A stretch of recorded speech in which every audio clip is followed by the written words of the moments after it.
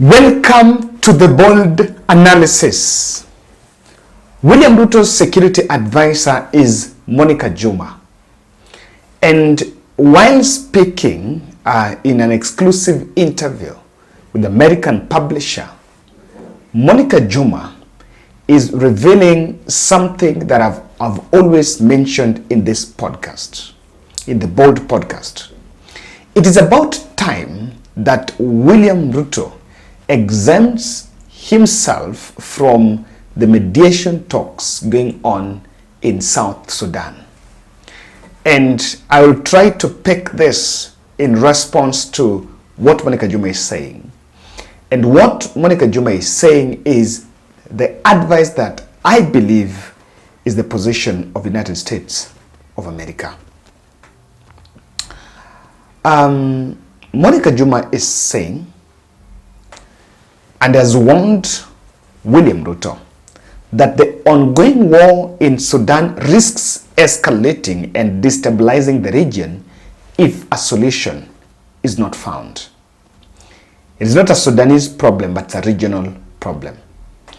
The fighting between the country's paramilitary unit, Rapid Support Forces, under General Mohamed Dagalo, and the country's military under the command of General Abdel al-Fattah has really seen almost 600 people losing their lives, with its eruption in Darfur, and the tensions are seen in other regions, fighting in the northern Kordofan. So already as we speak, there is a hacker group that has rained terror on the Kenyan digital infrastructure in the last 4 days, alleging allegiance to one of the factions in the war and demanding that Kenya should stop meddling in the affairs of the Horn of Africa country.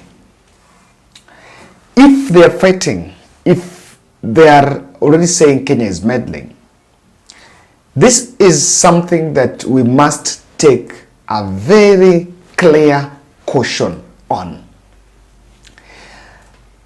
IGAD established a track here, a mediation team that was initially headed by al-Bashir, al-Bashir.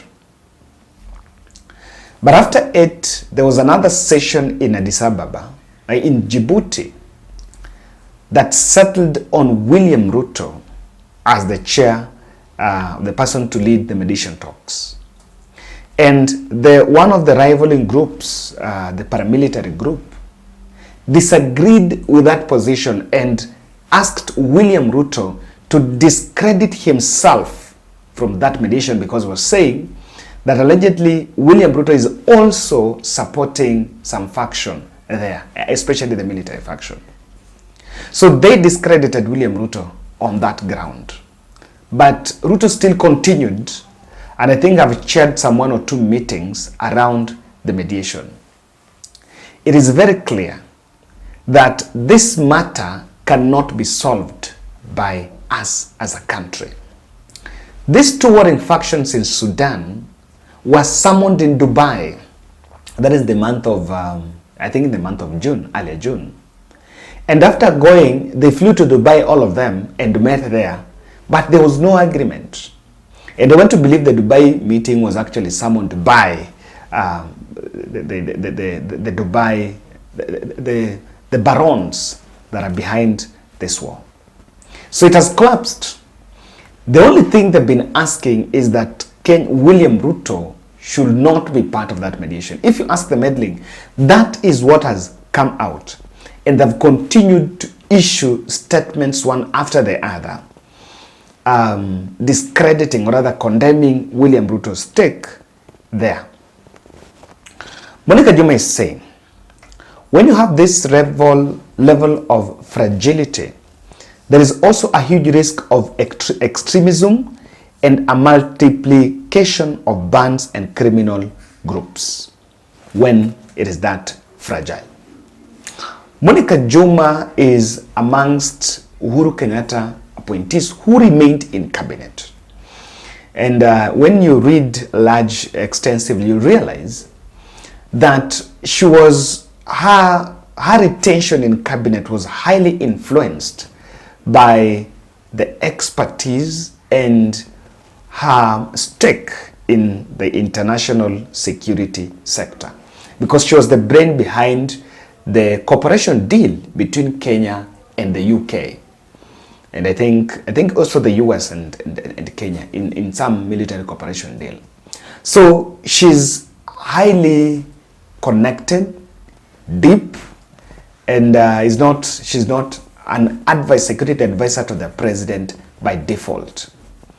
She's actually there by competence, and it is something, she's one of the person you cannot despise.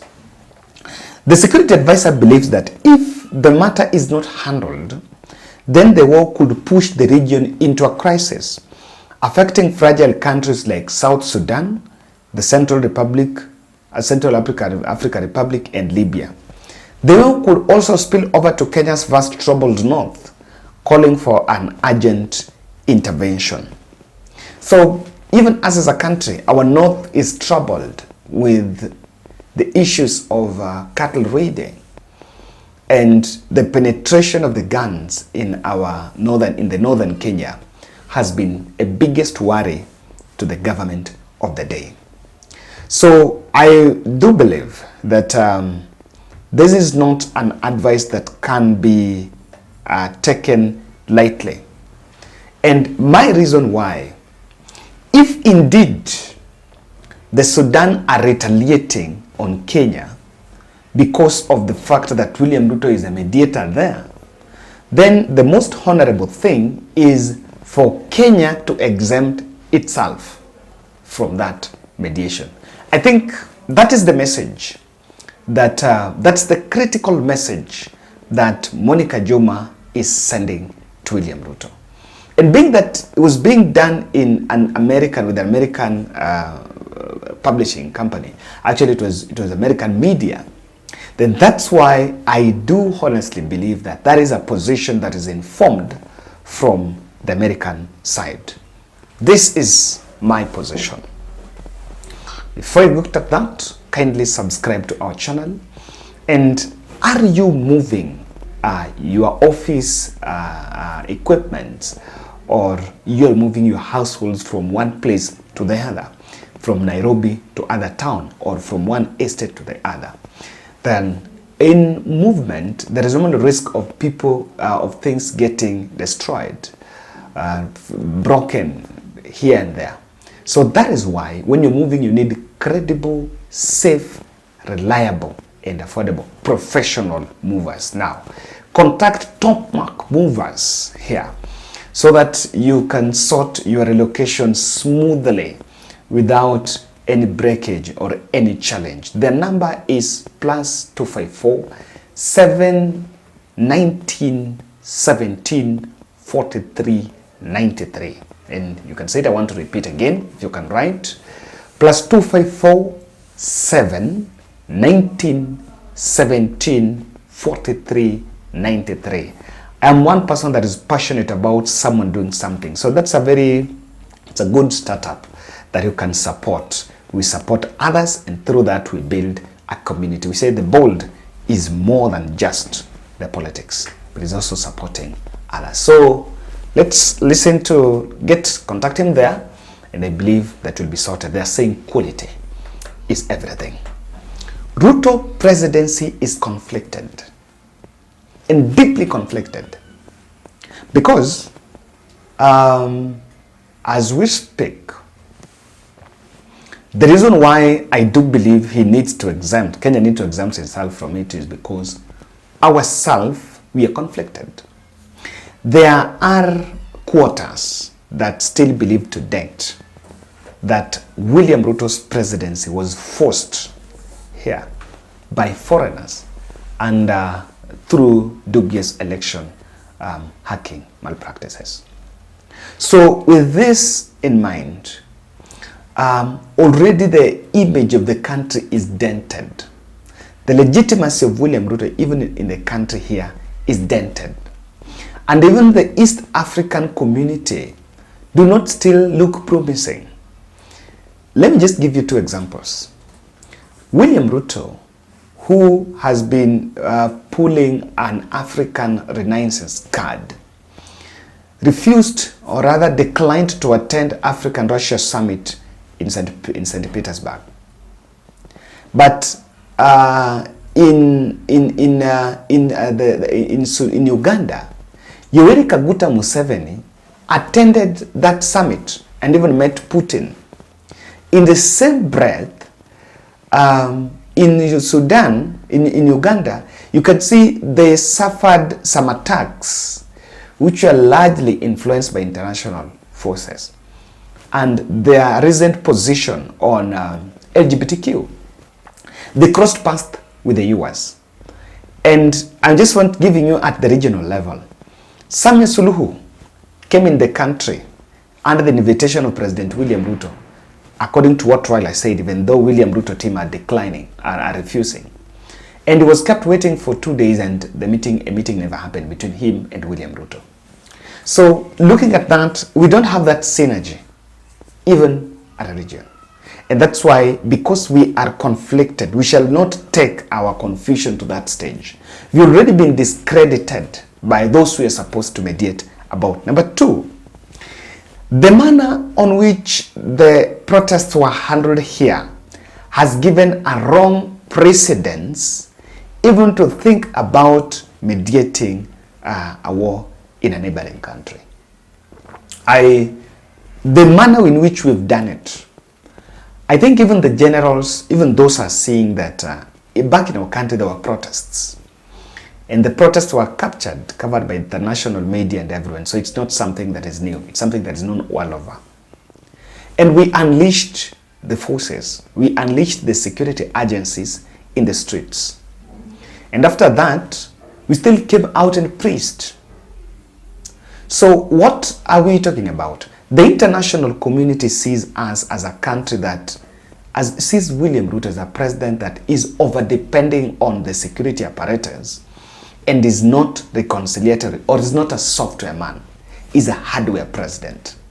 Now with that, what would people who, if you don't mean mediation, you know, how would you take a mediation talk to another foreign country if back here yours has failed?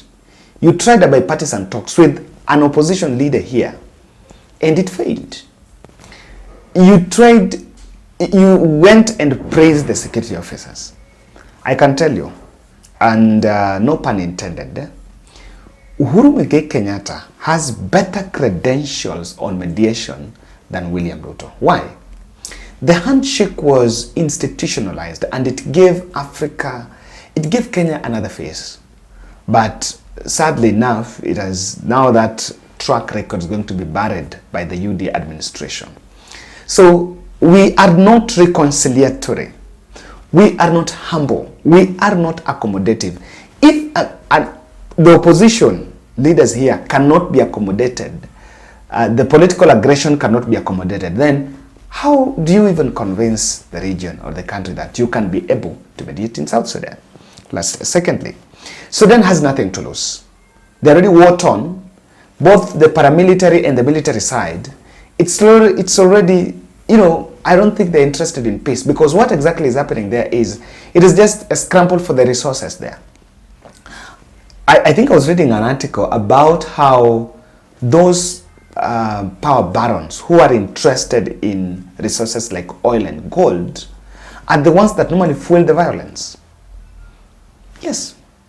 And then they find a way they can fund and get sides. So when they're displaced, they want to capture those resources. And actually that is what has been going on in the West African region, where in Nigeria, in Niger, one of the leaders who attempted a coup is being detained.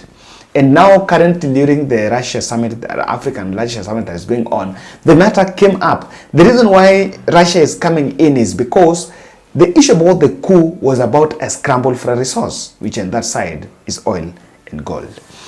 International enemies can breed crisis through Sudan. Yes. I totally agree. What Monica Juma is saying is that we as a region, we are fragile. So if we cannot stop it, which I do believe that Kenya cannot stop it, it's not William Ruto going to stop it. It will be them to stop it themselves. They need to relieve us from it. Otherwise, our international enemies, like the fellows from Somalia, will start colluding such powers to give us trouble back in the country. So, ladies and gentlemen, that's my take. Thank you very much for watching the Bold Podcast. Kindly make sure you subscribe. Confirm your subscription as we move and grow this great podcast.